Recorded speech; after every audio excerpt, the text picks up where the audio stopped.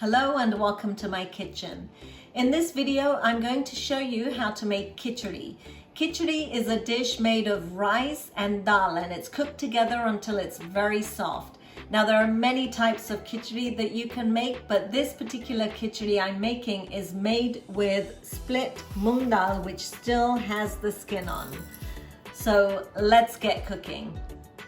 Here I have a half a cup or 95 grams of moong dal with the skin on. If you don't have it with the skin on, you can use the skinless moong dal as well. 3/4 of a cup or 140 grams of basmati rice. A half a teaspoon of grated ginger. 3/4 of a teaspoon of salt. Now, if you like garlic in your kichdi, you can add garlic as well, but in this one, I'm just gonna add some ginger. And add as much ghee as you like. In this kichdi, I'd probably add 1 to 2 teaspoons.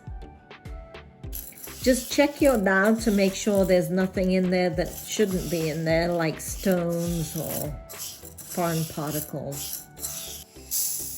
Then put the dal and the rice in a sieve and go ahead and wash them. All right, so I'm gonna cook this kichdi in my pressure cooker this time. I'm adding my ginger and the salt, and I need to add enough water to cook this. So I'm gonna double it up and use 2.5 cups of water in here. All right, so that's a total of 600 ml of water. I'm gonna turn on the heat.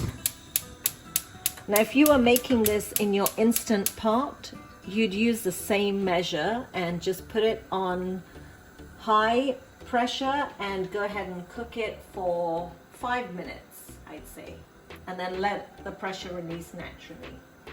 So I just mixed it with my finger. Now I'm not adding ghee right now, I'm going to add it at the end.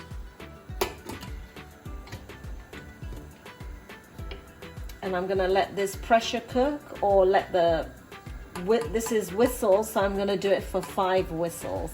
So once you hear the first whistle or the pressure has built up, if you're doing this on the stove, go ahead and reduce the heat on the stove. I had it on the number 7, which is medium high, and now I've reduced it to the number 3, which is medium low, I'd say. Right, so after about 5 whistles and the pressure has released, this is what you will end up with. And I'm just gonna get a fork, and look, it's lumpy enough and it's cooked through, so that's great. Now I can add some ghee in here. My children don't eat ghee right now, they've gone vegan, so I may just take some out for them and then add ghee to the rest of it. But your kichdi is done.